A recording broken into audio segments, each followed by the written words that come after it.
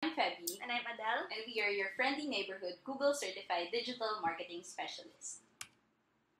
In today's segment, Adele and I will be tackling down how to efficiently grow, maintain, and clean your email marketing list to get better email deliverability, results, and performance.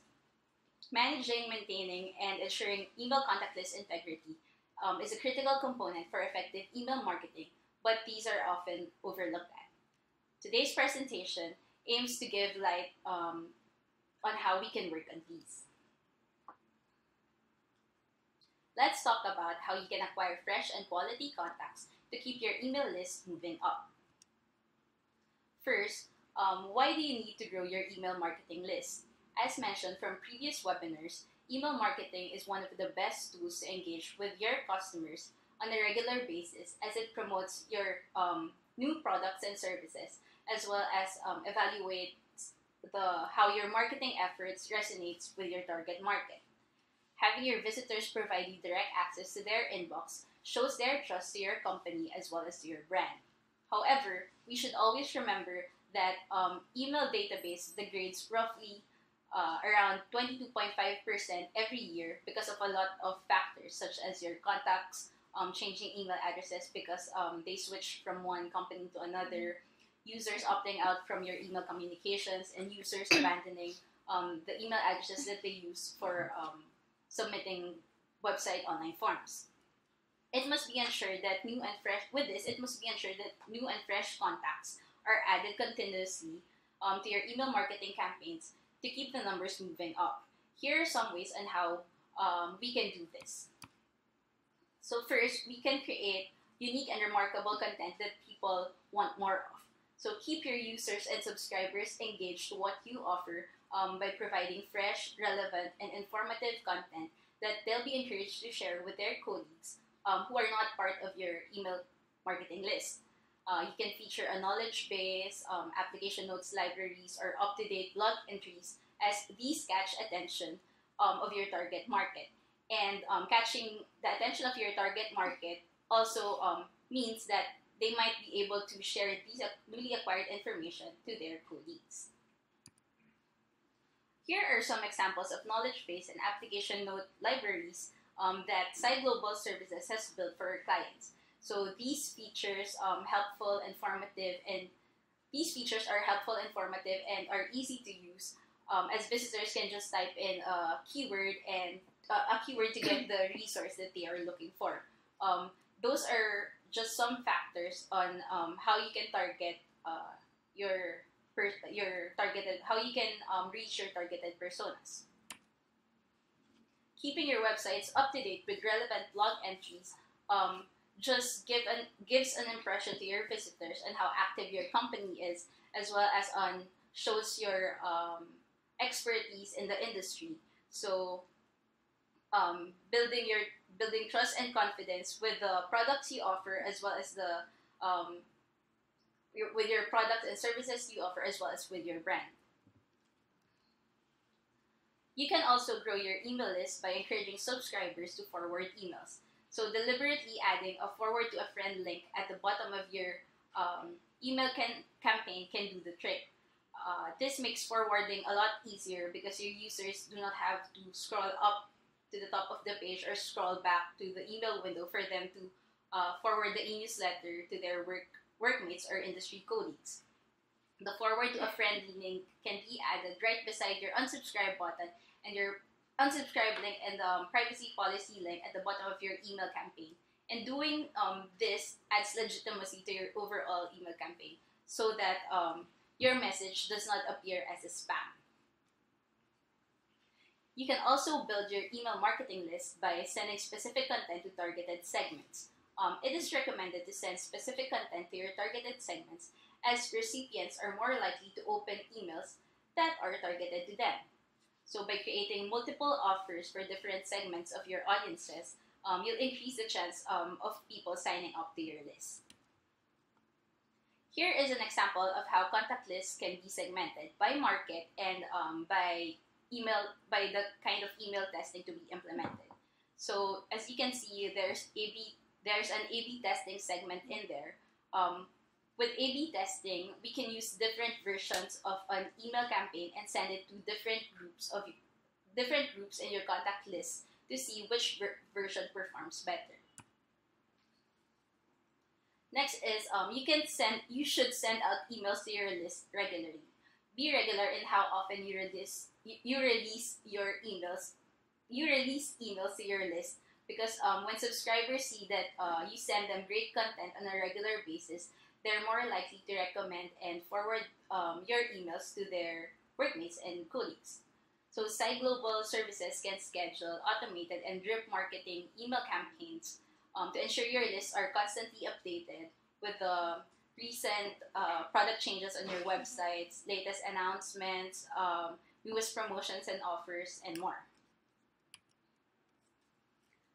Oh, you can also, most importantly, you can grow your email marketing list by making it easy to sign up. So what's an easier way to get your visitors join your mailing list than through a pop-up e-newsletter sign up displayed across key pages on your website? Site Global can have this automatically show a few seconds after a visitor landed to a relevant page. Here is an example of what we've done for one of our clients. So once you click on a sign out icon found at the top right section of the page, a bigger email subscription sign up module will appear at the center of the page. So with fewer fields to fill out, subscribing becomes faster and hassle-free. You can also grow your email list by keeping email subscription offers upfront by featuring sign-up modules on key pages, such as your homepage, navigation menu, main blog page, about us page, contact us page, and content pages. What's a good on-site sign-up box? A good on-site sign-up box is one that sets subscribers' expectations by including what's in it for them after signing up. So it shows your visitors what's included in the subscription, such as if they'll be getting the latest promotions, the exclusive deals, and sample offers. On the other hand, a bad on-site sign-up box does not clearly explain what you're signing up for. It just asks you customer information right away. So an example is on the screen. Next is offer gated content. What is a gated content? A gated content is a content that you can only access after signing up. So you can do permission assets like application note and white paper PDF downloads, or offer free online resource tools such as freezer rack calculators or tube configurators that can only be accessed by filling out forms on squeeze pages. So getting visitor information from these squeeze pages can definitely build your email marketing list. You can also offer bonus information at the end of your blog post with email signups. Here are some examples of what we did for our clients. We created squeeze pages for the guided PDF downloads. So before they are able to read the catalog and the guides, they must complete a form asking relevant contact information first. So there, that's also an example of a squeeze page. Next is you can review your soft bounces.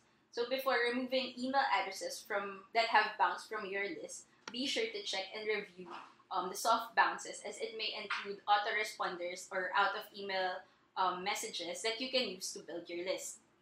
So these autoresponders and out-of-office messages may include email addresses of people who has a similar job or areas of expertise as your current contact. So you can add them up to your list as well. Next is a traditional way of building your email list. You can gather email addresses from offline events such as trade shows or fairs and upload these emails to your email marketing provider's database. Once you have added the collected email addresses to your database, you can send a welcome email to your new contacts to remind them of how often they'll get emails from you, on how they can get in touch with you, or on how they can update their preferences. if ever they wish to opt out from your email marketing. In addition to all of these ways, you can also leverage paid search ads to link to landing pages with email subscription signups. So the key really is to tackle and build your email list from as many angles as possible. So grow your business email database by starting with the mentioned actionable steps. Okay. Keep in mind that the number of contacts added depends on the email marketing strategies implemented. So whether you combine traditional or non-traditional ways of acquiring contacts. So traditional ways of collecting addresses includes going to trade shows and fairs and getting them provide you their email addresses and you uploading it to your database, as well as through sign-up modules on your websites. Non-traditional ways include buying lists from trusted websites and using information submitted from squeeze pages. Here are some examples from our existing clients. Okay. At most, you'll only get a few hundreds of contacts unless you buy lists that you can add.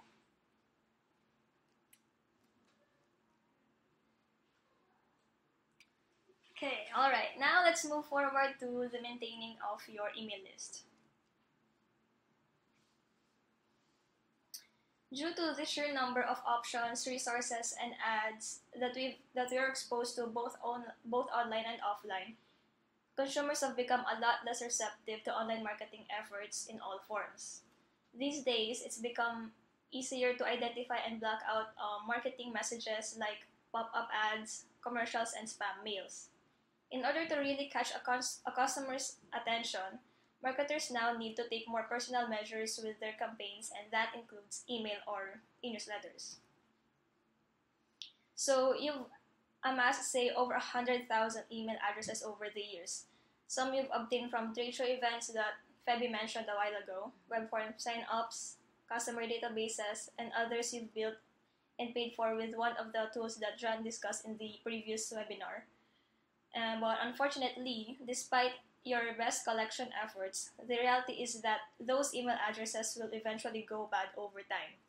And this can happen for a number of reasons. 1. Users shut down email accounts. Let's be honest, has anyone ever really stuck up with just one email address their entire life? Nope. I don't. Oftentimes, users move on from corporate jobs where their email was originally hosted. Other times, users just abandon their email accounts because their inboxes have become full to accept more messages.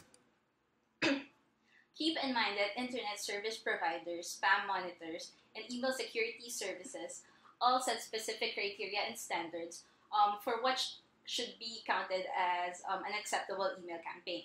So to maintain their sender reputation and deliverability rates, email marketing services therefore have to keep a close watch out on user accounts. Take note that these services automatically assume that email senders proactively remove bad addresses from their lists on a regular basis. So when you keep blasting emails to an unqualified list with addresses that have gone mostly stale, your sender reputation inadvertently gets affected because of a thing called bounces. When emails aren't successfully delivered to a specified email address, your email service provider registers this as a bounce. So if you don't keep your list clean, the likelihood of your campaigns returning higher bounce rates go up.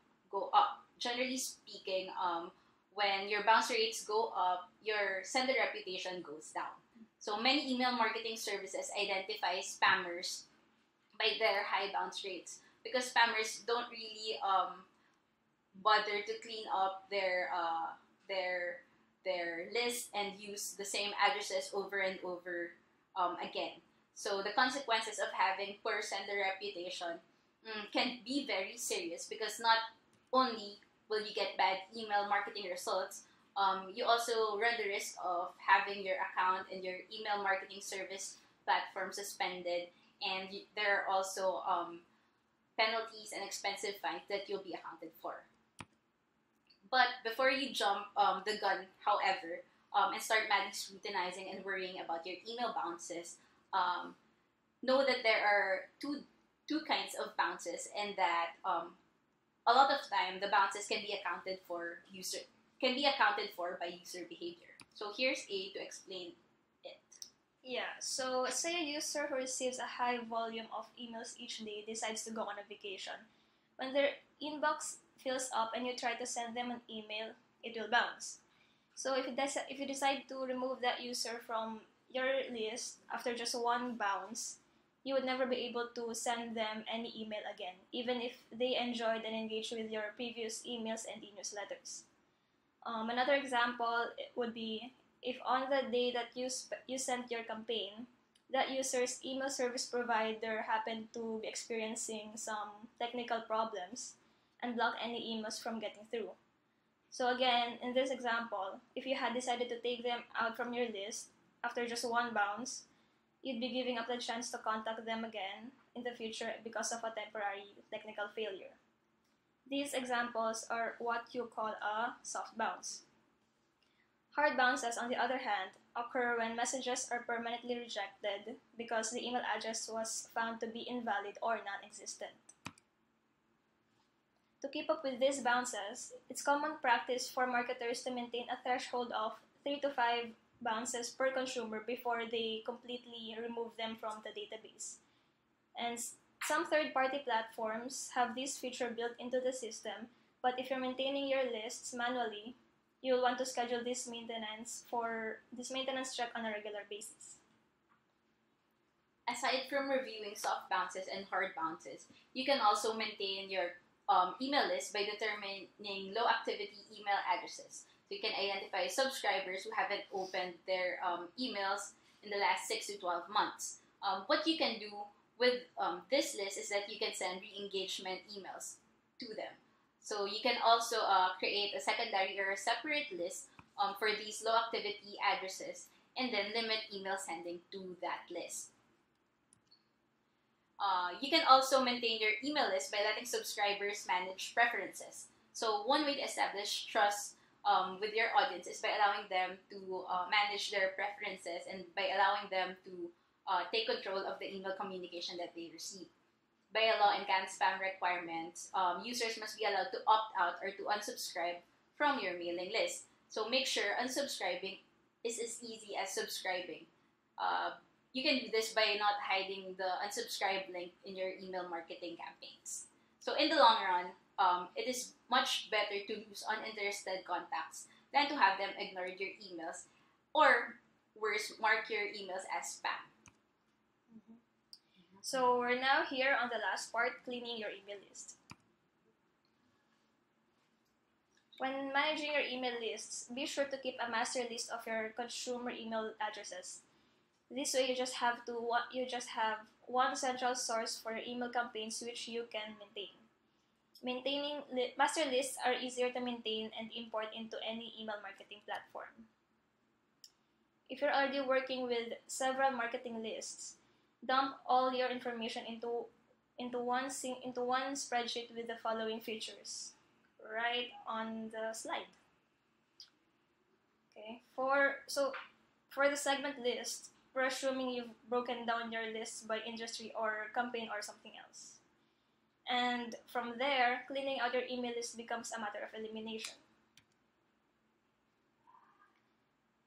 First step is to remove personal email addresses. So we start with identifying and deleting personal email addresses from your master lists. Most B2B companies deal with buyers and or representatives, so naturally it should follow that these consumers have company emails to carry out transactions.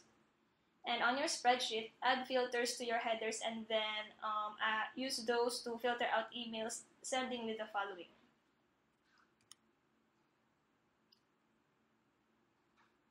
Okay. Step 2, remove spam accounts. This is it's a bit tricky. Spam accounts are tricky to filter out and will need more discernment on your part to completely remove, because these addresses get creative. Sorry. Here are some examples of spam emails that we've come across. Sorry. Oops. There. Step 3. Of course, the whole point of your email marketing efforts is to capture new audiences and maintain existing ones to get new conversions. So email marketing platforms charge marketers a fee per user. So save your marketing budget and remove any in-house employee addresses. If you need to send your newsletters to employees, keep their addresses in a separate list. Next, identify duplicate addresses.